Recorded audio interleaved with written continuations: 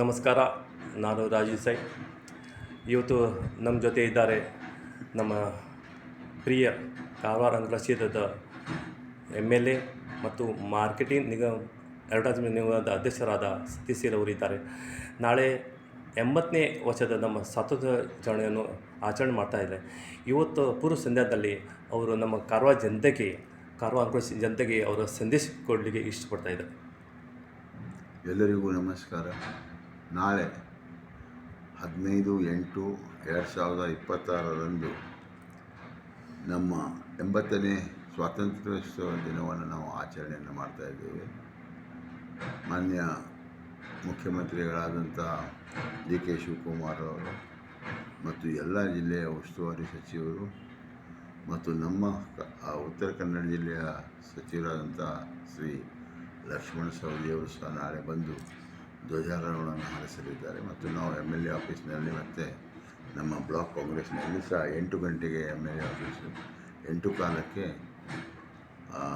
ನಮ್ಮ block Congress office ಮತ್ತು ಆಮೇಲೆ 9 ಗಂಟೆಗೆ ನಾವು ವಿಶೇಷವಾಗಿ ನಮ್ಮ ಪೊಲೀಸ್ ಪರೇಡ್ ಗ್ರೌಂಡ್ನಲ್ಲಿ ಈ ಒಂದು ಸ್ವಾತಂತ್ರ್ಯದ 80ನೇ ದಿನಾಚರಣೆಯನ್ನು ನಾವು ಇಟ್ಕೊಂಡಿದ್ದೇವೆ. ತಾವೆಲ್ಲ ಕಾರವಾರದ ಸಮಸ್ತ ಬಂಧುಗಳು ಇದಕ್ಕೆ ಕೈ ಜೋಡಿಸಬೇಕೆಂದು ಹೇಳ್ಕೊಳ್ತೇನೆ. ಬಾಬಾ ಸಾಹೇಬ್ ಅಂಬೇಡ್ಕರ್ ಅವರು ಮತ್ತು ನಾವು ಎಷ್ಟೋ ಜನರನ್ನು ಈ ಒಂದು ಸ್ವಾತಂತ್ರ್ಯೋತ್ಸವ ಸಿಗಲಿಕ್ಕೆ ಭಾಳಷ್ಟು ತಮ್ಮ ಪಣವನ್ನು ನೀಗಿದ್ದಾರೆ ಮತ್ತು ಹಲವಾರು ಹುತಾತ್ಮರು ಆಗಿದ್ದಾರೆ. ಅವರು ಎಲ್ಲರಿಗೂ ಒಂದು ನಮನಗಳನ್ನು ಕೊಟ್ಟು ಈ ಒಂದು ಶುಭ ಸಂದೇಶ ನಾನು ತಮಗೆಲ್ಲರಿಗೂ ಕೊಡಲಿಕ್ಕೆ ಇಚ್ಛಿಸ್ತೇನೆ.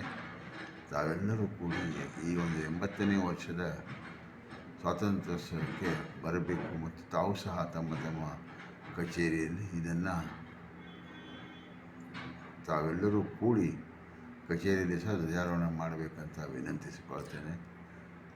ಧನ್ಯವಾದಗಳು. ಮತ್ತು ನಮ್ಮದು ಯುವ ಪೀಳಿಗೆ ಅಂದರೆ ನಮ್ಮ ದೇಶದ ಭವಿಷ್ಯ ಸರ್. ಇವ್ರಿಗೆ ಬಗ್ಗೆ ನೀವು ಏನು ಕಾರವಾರ ಯಂಗ್ಸ್ಟರ್ ಇದ್ದಾರೆ, ಸ್ಟೂಡೆಂಟ್ ಇದ್ದಾರೆ, ಅವ್ರಿಗೆ ಬಗ್ಗೆ ನಿಮಗೆ ಫ್ಯೂಚರ್ನಲ್ಲಿ ಏನು ಪ್ಲ್ಯಾನ್ ಇದೆ ಸರ್? ಮಕ್ಕಳಿಗೆ ಇವತ್ತು ನಾವು ಒಂದು ಶುಭ ಸಂದೇಶ ಏನು ಕೊಡಲಿಕ್ಕೆ ಅಂತಂದರೆ, ನಮ್ಮಲ್ಲಿ ಈ ಗಡಿನಾಡು ಭಾಗದಲ್ಲಿ ನಾವು ಆದಷ್ಟು ಇಂಡಸ್ಟ್ರಿಯನ್ನು, ಕೈಗಾರಿಕೆ ಮತ್ತು ಪ್ರವಾಸೋದ್ಯಮವನ್ನು ಬೆಳೆಸಲಿಕ್ಕೆ ಮಾನ್ಯ ಮುಖ್ಯಮಂತ್ರಿಗಳು ಮತ್ತು ಎಲ್ಲ ಸಚಿವರು ಕೂಡಿ ಈ ಕಾರವಾರದಿಂದ ಮಂಗಳೂರು ತನಕ ಕೋಸ್ಟಲ್ ಏನಿದೆ ಏರಿಯಾ ಇದೆ, ಸಮುದ್ರ ತಟ ಇದೆ, ಅದಕ್ಕೆ ಸರ್ಕಾರ ಯೋಜನೆಯನ್ನು ರೂಪಿಸ್ತಾ ಇದೆ. ಅದರಿಂದ ಹಲವಾರು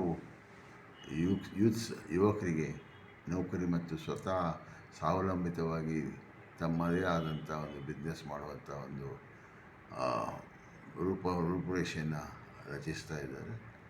ಅದರಿಂದ ತಾವೆಲ್ಲ ಯುವಕರು ಒಳ್ಳೆಯದನ್ನು ಮಾಡಬೇಕು ವಿನಃ ಯಾವುದೇ ದುಶ್ಚಟಗಳಿಗೆ ತಾವು ಬಗ್ಗಬೇಡಿ ಮತ್ತು ತಮ್ಮ ಭವಿಷ್ಯವನ್ನು ಒಳ್ಳೆಯದಾಗಿ ರೂಪಿಸಿಕೊಳ್ಳಿ. ತಮ್ಮ ಒಟ್ಟಿಗೆ ನಾನು ಸದಾ ಇದ್ದೇನೆ ಅಂತ ಇವತ್ತು ಹೇಳಿ. ಮತ್ತು ನಮ್ಮ ಸಿವಿಲ್ ಹಾಸ್ಪಿಟಲ್ ಸೂಪರ್ ಸ್ಪೆಷಲ್ನಲ್ಲಿ ಎಲ್ಲ ಎಕ್ವಿಪ್ಮೆಂಟ್ ಎಲ್ಲ ಬಂದಿದೆ, ಆದರೆ ಡಾಕ್ಟರ್ ಅಂತ ಕೊರತೆ ಇದೆ ಸರ್. ಇದಕ್ಕೆ ಬಗ್ಗೆ ಏನು ಹೇಳ್ತೀರಾ ಸರ್? ಏನಾಗಿದೆ ಅಂತ ಹೇಳಿದ್ರೆ, ಸೂಪರ್ ಸ್ಪೆಷಾಲಿಟಿ ಹಾಸ್ಪಿಟ್ಲನ್ನು ಮಲ್ಟಿ ಸ್ಪೆಷಾಲಿಟಿ ಹಾಸ್ಪಿಟಲ್ ಮಾಡಿ ಕ್ಯಾನ್ಸರ್ ಬಂಕರ್ ಮಾಡಿದ್ದೇವೆ, ಆಮೇಲೆ ಟ್ರೋಮಾ ಸೆಂಟರನ್ನು ಮಾಡಿದ್ದೇವೆ. ಈಗ ಸೂಪರ್ ಸ್ಪೆಷಾಲಿಟಿ ಮಾಡಲಿಕ್ಕೆ ಸರ್ಕಾರ ಒಪ್ಪಿಕೊಂಡಿದೆ ಮತ್ತು 100 ಕೋಟಿ ರೂಪಾಯಿಯ ಒಂದು ಅಂದಾಜು 400 ಕೋಟಿಯಲ್ಲಿ 100 ಕೋಟಿಯನ್ನು ಬಿಡುಗಡೆ ಮಾಡಲಿಕ್ಕೆ ಈ ಒಂದು ಬಜೆಟ್ನಲ್ಲಿ ಸಹ ಅದನ್ನು ಅಂಗೀಕಾರ ಮಾಡಿದ್ದಾರೆ. ಈಗ ಡಾಕ್ಟರ್ಸ್ ಬರುವುದಿಲ್ಲ ಅಂತಲ್ಲ, ಏನಾಗಿದೆ ನಮ್ಮಲ್ಲಿ ಭಾಳಷ್ಟು ಏನು ಕನೆಕ್ಟಿವಿಟಿ ಕಡಿಮೆ ಇದೆ. ಮಕ್ಕಳ ಭವಿಷ್ಯ ಅವರು ಸಹ ರೂಪಿಸಲಿಕ್ಕೆ ನೋಡ್ತಾ ಇದ್ದಾರೆ. ಆದ್ದರಿಂದ ಈಗ ನಮ್ಮಲ್ಲಿ ರೈಲ್ವೆಗೂ ಸಹ ಜಾಗವನ್ನು ನಾವು ತಗೊಳ್ತಾ ಇದ್ದೇವೆ. ಆಮೇಲೆ ನೋಟಿಫಿಕೇಷನ್ ಸಹ ಆಗಿದೆ, ವಿಮಾನ ನಿಲ್ದಾಣ ಬರ್ತದೆ, ಇಂಡಸ್ಟ್ರಿ ಬರ್ತದೆ, ಆಟೋಮೆಟಿಕ್ ಗ್ರೋತ್ ಬಂದೇ ಬರ್ತದೆ. ಈ ಗ್ರೋತ್ ಬರಲಿಕ್ಕೆ ನಾವು ಪ್ರಯತ್ನವನ್ನು ಪಡ್ತೇನೆ. ತಮ್ಮ ಯುವಕರಿಗೆ ಇವತ್ತು ಒಂದೇ ಹೇಳ್ತೇನೆ, ನಮ್ಮ ಯುವಕರಿಗೆ ಏನೂ ಚಿಂತೆಯನ್ನು ಮಾಡಬೇಡಿ, ನಾವು ಆದಷ್ಟು ಪ್ರಯತ್ನವನ್ನು ಮಾಡೋಣ. ತಮ್ಮ ಸಹಕಾರವನ್ನು ಸಹ ನಾನು ಮತ್ತು ಒಂದು ಕೊನೆ ಕ್ವೆಶನ್ ಸರ್. ಆಕಳು ಭಾಳ ರಸ್ತೆ ಮೇಲೆ ಹೈವೇನಲ್ಲಿದೆ ಸರ್, ಮತ್ತು ನಾಯಿ ಕಾಟ ಭಾಳ ಇದೆ. ಮೊನ್ನೆ ಮಲ್ಲಾಪುರದಲ್ಲಿ ಒಂದು ಆಕ್ಸಿಡೆಂಟ್ ಹಾಕ್ಕೊಂಡು ಒಂದು ಪಾಪ 26 ವರ್ಷದ ಮಹಿಳೆಯವರು ಸಾವಿದ್ದಾರೆ. ಇದಕ್ಕೆ ನೀವೆಲ್ಲ ಸಪೋರ್ಟ್ ಮಾಡಬೇಕು ಸರ್. ಮತ್ತು DC ಮುಖಾಂತರ ನಮ್ಮ IRB ಅವರಿಗೆ ಮುಖಾಂತರ ಗಡ್ಕರಿಗೆ ಅದು ಮೆಸೇಜ್ ಹೋಗಬೇಕು ಸರ್. ಈಗಾಗಲೇ ನಾವು ಎಷ್ಟೋ ಸಲ IRB ಲೆಟ್ರನ್ನು ಬರೆದಿದ್ದೇವೆ ಮತ್ತು ಎಲ್ಲ ಮೀಟಿಂಗ್ನಲ್ಲಿ ಅವ್ರಿಗೆ ಹೇಳ್ತಾ ಇದ್ದೇವೆ. ಈಗ ಅವರು ಮಾಜಾಳಿಯ ಗಡಿಯಿಂದ ಹಿಡಿದು ನಮ್ಮ ಕಾರವಾರ ಅಂಕೋಲಾದ ಗಡಿಯವರೆಗೆ ಅವರು ಹೈವೇಯಲ್ಲಿ ಲೈಟನ್ನು ಅಳವಡಿಸ್ತಾರೆ. ಆವಾಗ ವೆಹಿಕಲ್ ಬಂದಾಗ ದನಕರುಗಳು ಒಂದೊಂದು ರಸ್ತೆಯಲ್ಲಿ ಕೂತ್ಕೊಂಡಿದ್ದರೆ ಅದು ಗೊತ್ತಾಗ್ತದೆ. ಮತ್ತು ನಾನು ಜನರಿಗೆ ಒಂದು ವಿಶೇಷವಾಗಿ ರಿಕ್ವೆಸ್ಟ್ ಮಾಡ್ತೇನೆ, ತಮ್ಮ ದನಗಳನ್ನು ಕೊಟ್ಟಿಗೆಯಲ್ಲಿ ಕಟ್ಟಿ ಕೇವಲ ಹಾಲು ತೆಗೆದುಕೊಂಡು ಅದರ ಉಪಯೋಗವನ್ನು ಮಾಡದೆ ಅದರ ಜೀವನದ ಇದಕ್ಕೂ ಸಹ ಹಾನಿಯಾಗದಂತೆ ನಾವೇ ನೋಡಬೇಕಾಗ್ತದೆ. ಮತ್ತು ಇದಕ್ಕೆ ಬೇಕಾದರೆ ನಾವು ಆಲ್ರೆಡಿ ಸದಾಶಿವಗಢದಲ್ಲಿ ನಾವು ನಮ್ಮ ಸರ್ಕಾರದಿಂದ ಜಾಗವನ್ನು ಸಹ ಕೊಟ್ಟಿದ್ದೇವೆ. ಮುಂದಿನ ದಿನಗಳಲ್ಲಿ ನಾವು ಗೋಮಾತೆಯನ್ನು ಮತ್ತು ಎಲ್ಲ ಗೋಗಳನ್ನು ರಕ್ಷಿಸಲು ಮುಂದಾಗ್ತೇವೆ ಅಂತ. ಮತ್ತು ರಾಮನಾಥ್ ಕ್ರಾಸ್ನಲ್ಲಿ ಮತ್ತು ಕಾಪಿ ದೇವಸ್ಥಾನದಲ್ಲಿ ಒಂದು ಲೈಟ್ ಇಲ್ಲ ಸರ್. ಯಾಕಂದರೆ ಭಾಳ ಕ್ರಾಸ್ ಡೇಂಜರ್ ಝೋನ್ ಇದೆ.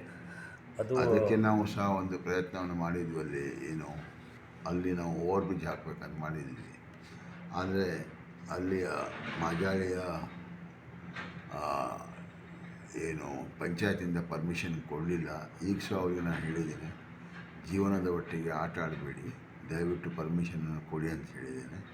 ಅಲ್ಲಿ ತನಕ ಲೈಟನ್ನು ವ್ಯವಸ್ಥೆ ಮಾಡ್ತೇವೆ. ಆಮೇಲೆ ಮುಂದಿನ ದಿನಗಳಲ್ಲಿ ಅವರು ಪರ್ಮಿಷನ್ ಕೊಟ್ಟರೆ ಅದನ್ನು ಸಹ ಒಂದು ಮೇಲ್ಸೇತುವೆಯನ್ನು ಮಾಡಿ ಆಕ್ಸಿಡೆಂಟನ್ನು ನಾವು ಕಡಿಮೆ ಮಾಡಲಿಕ್ಕೆ ಪ್ರಯತ್ನ ಮಾಡ್ತೇವೆ. ಅದೇ ಪ್ರಕಾರ ನಮ್ಮ ಸದಾಶಿವಗಢ ಮತ್ತು ಮಾಜಾಳಿ ಸದಾಶಿವಗಢ ಕಾರವಾರ ಔರಾದ ರಸ್ತೆ ಅಂತಿದೆ. ಔರಾದ ರಸ್ತೆ ಅಂದರೆ ಓಲ್ಡ್ ರಸ್ತೆ.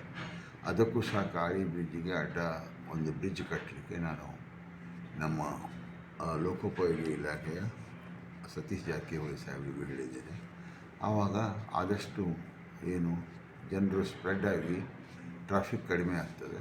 ಅದನ್ನು ಸಹ ನಾವು ಮುಂದಿನ ದಿನಗಳಲ್ಲಿ ಗಮನಕ್ಕಿಟ್ಕೊಂಡು ಮಾನ್ಯ ಲೋಕೋಪಯೋಗಿ ಇಲಾಖೆಯ ನಮ್ಮ ಮಂತ್ರಿಗಳು ಸಹ ಒಪ್ಕೊಂಡಿದ್ದಾರೆ.